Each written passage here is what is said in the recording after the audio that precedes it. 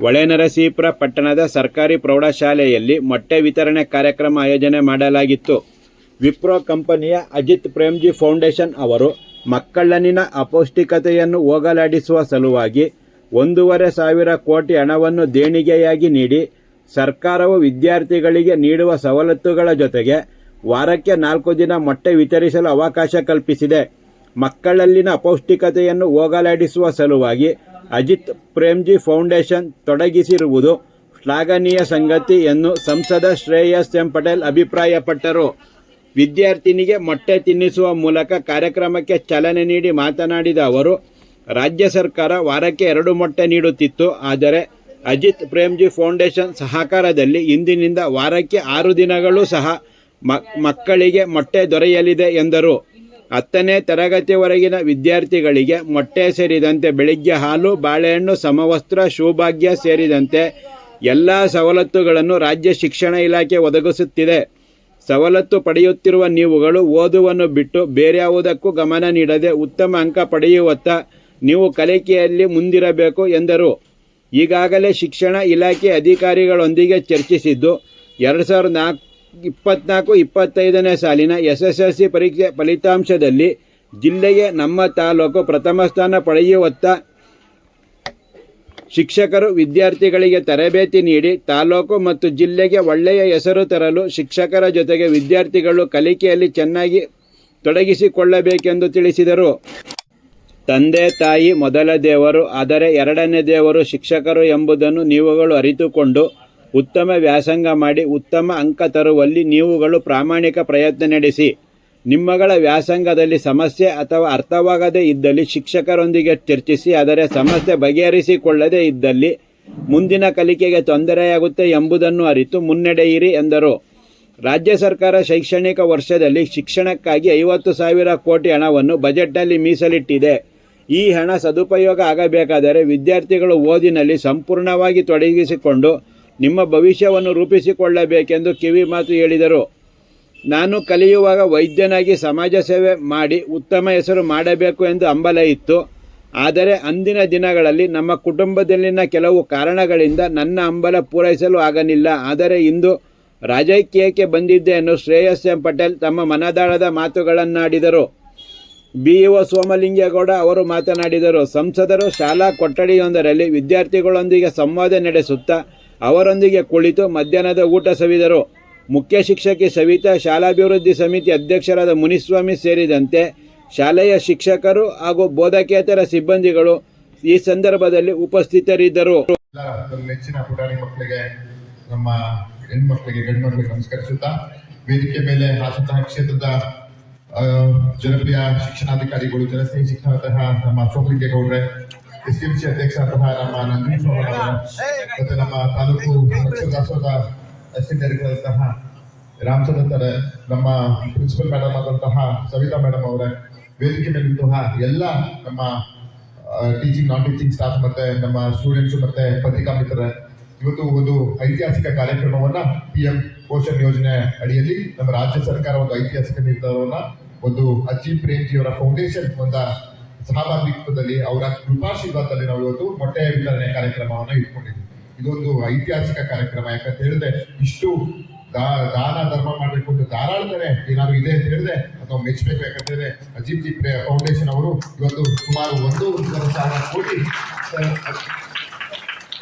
1,500 ಕೋಟಿ ತನಕ ಖರ್ಚು ಮಾಡಿ ಇವತ್ತು ಬಡ ಮಕ್ಕಳಿಗೆ ನ್ಯೂಟ್ರಿಷನ್ ಏನು ಅಪೌಷ್ಟಿಕತೆಯಿಂದ ಕಾಡ್ತಿರುವಂತಹ ಮಕ್ಕಳಿಗೆ ಇವತ್ತು ಮೊಟ್ಟೆ ಕೊಡ್ಬೇಕಂತ ನಾವೇನು ಕರೆದ ಸರ್ಕಾರದಿಂದ ನಾವು ವಾರಕ್ಕೆ 2 ಮೊಟ್ಟೆ ಕೊಡ್ತಿದ್ವಿ.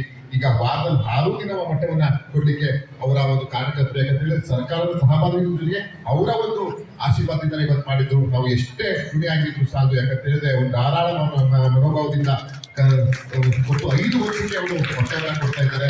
ಅದಕ್ಕೆ ನಾವೆಲ್ಲರೂ ಅಜಿತ್ ಪ್ರೇಮ್ಜಿ ಅವರಿಗೆ ನಾವು ಅವರಿಗೆ ಒಂದು ಈ ಸಭೆ ಮುಖಾಂತರ ಅಭಿನಂದನೆಗಳನ್ನ ಕೇಳುತ್ತಾ, ಇನ್ನು ಮೊಟ್ಟೆ ಬಗ್ಗೆ ಸವಿಸ್ತಾರವಾಗಿ ನಮ್ಮ ಸೋಮಲಿಂಗೇಗೌಡರು ಹೇಳಿದ್ರು. ಮೊಟ್ಟೆದಲ್ಲಿ ಏನೇನು ಇದಿದೆ ಅಂತ ಎಲ್ಲ, ಜೊತೆಗೆ ಮೊಟ್ಟೆ ಕೊಡ್ತೀವಿ ನಾವು, ಬಾಳೆಹಣ್ಣು, ಚಿಕ್ಕಿ ಎಲ್ಲ ಕೊಡ್ತೀವಿ. ಈಗ ಅಚ್ಚುಕಟ್ಟಾಗಿ ಊಟ ಮಾಡ್ಬೇಕು, ಜೊತೆಗೆ ಏನ್ ಮಾಡ್ಬೇಕು, ಚೆನ್ನಾಗಿ ಕೊಡ್ಬೇಕು.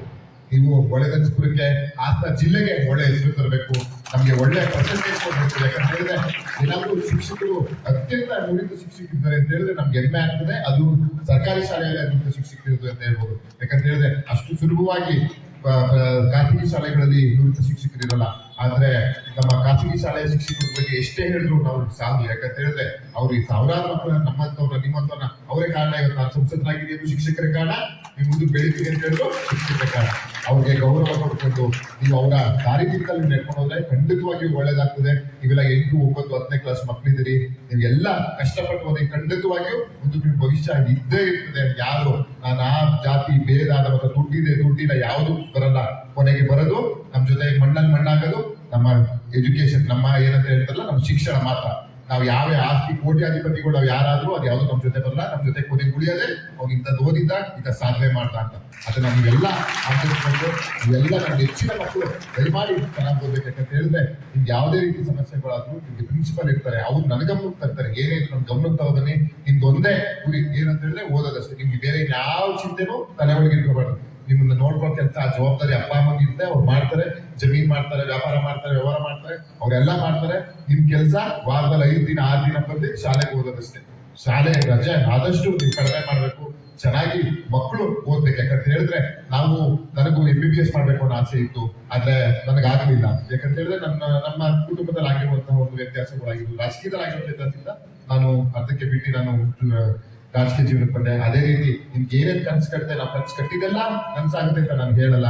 ಅದಕ್ಕೆ ನೀವು ದೊಡ್ಡ ಕನ್ಸು ಕಟ್ಟಿ ಅದು ಮುಕ್ಕಾಲಂತ ಕನ್ಸು ಕಟ್ಟು ಖಂಡಿತವಾಗಿಯೂ ನೆರವೇರ್ತದೆ. ಯಾಕಂತ ಹೇಳಿದ್ರೆ ಅದಕ್ಕೆ ನಾನೇ ಸಾಕ್ಷಿ. ಖಂಡಿತವಾಗಿಯೂ ನಾನು ಸಂಸದನಾಗ್ತೀನಿ ಅಂತ ನಮ್ಗೆ ನಿಜವಾಗ್ಲೂ ಗೊತ್ತಿರಲಿಲ್ಲ. ಶಾಸಕನಾಗ್ಬೇಕಂತ ಒಂದು ಆಸೆ ಇತ್ತು, ಅದಾಗ್ಲಿಲ್ಲ. ಸಂಸದನಾಗ್ಬೇಕು ಅಂತ ಹೇಳಿದ್ರೆ ಅದು ನನ್ನ ಕನಸಲ್ಲೂ ಇಲ್ಲ. ಏನಕ್ಕೆ ಆಗಿದ್ದೀನಿ ಅಂತ ಹೇಳಿದ್ರೆ ಬಾಬಾ ಸಾಹೇಬ್ ಅಂಬೇಡ್ಕರ್ ಅವ್ರು ಬರೆದಂತ ಸಂವಿಧಾನ, ನಾನು ಇಟ್ಕೊಂಡಿದ್ದಂತ ಒಂದು ನೇರಾಗಿ, ನಾನು ಇಟ್ಕೊಂಡಿದ್ದಂತ ಒಂದು ಆಸೆ ಮತ್ತೆ ಜನ ಆಶೀರ್ವಾದ, ಇದೆಲ್ಲ ತಿಳ್ಕೊಂಡು ಎಲ್ಲಾ ರಂಗದಲ್ಲೂ ನೀವು ಮುಂದೆ ಬರಬೇಕು. ನಾನು ಏನಕ್ಕೆ ಬರೀ ಇವತ್ತು ಮಕ್ಕಳ ಬಗ್ಗೆನೇ ಮಾತಾಡ್ತಾ ಇದ್ದೀನಿ ಅಂತ ಹೇಳಿದ್ರೆ ಶಿಕ್ಷಣ ಒಂದು ಬರೀ ಖಾಸಗಿ ಸಂಸ್ಥೆಗೆ ಹೋಗಬಾರ್ದು. ನಮ್ಮ ಸರ್ಕಾರಿ ಮಕ್ಕಳು ಚೆನ್ನಾಗಿ ಓದ್ತಾರೆ ಅಂತ ನಿಮ್ಗೆ ತೋರಿಸ್ಬೇಕಂತ ಹೇಳಿದ್ರೆ ನೀವು ಈ ಬಾರಿ ಎಲ್ಲರೂ ಒಳ್ಳೆ ಮಾರ್ಕ್ಸ್ ತೆಗಿಬೇಕು. 10ನೇ ಕ್ಲಾಸ್ ಈ ಸಲ ನಾನು BO ಸಾಹೇಬ್ ಅದೇ ಮಾತಾಡ್ತಾ ಇದ್ದೀನಿ. ಈ ಬಾರಿ ಇಡೀ ಜಿಲ್ಲೆಗೆ ನಮ್ಮ ಹೊಳೆನರಸೀಪುರ ತಾಲೂಕು ಮೊದಲು ಬರಬೇಕು 10ನೇ ಕ್ಲಾಸ್. 9ನೇ ಕ್ಲಾಸಲ್ಲಿ 10ನೇ ಕ್ಲಾಸಲ್ಲಿ ಆಯ್ತಾ ಎಲ್ಲ ಮಕ್ಕಳು ನಾವು ಇಷ್ಟೇ ಓದ್ಬೇಕು, ನಾನು 100 ಮಾರ್ಕ್ಸೇ ತೆಗಿಬೇಕು ಅಂತ ನೀವು ಇಟ್ಕೊಳ್ಳಿ. ನೀವು ಖಂಡಿತವಾಗಿಯೂ ಅದರಲ್ಲಿ ಮುಕ್ಕಾಲು ಭಾಗ 100 ನೀವು ತೆಗಿತೀರಾ. ನನಗೆ 100 ತಗೋಬೇಕು ಅಂದ್ರೆ ನಾವೆಲ್ಲ 100% ಯಾರು ಬುದ್ಧಿವಂತರಿರಲ್ಲ.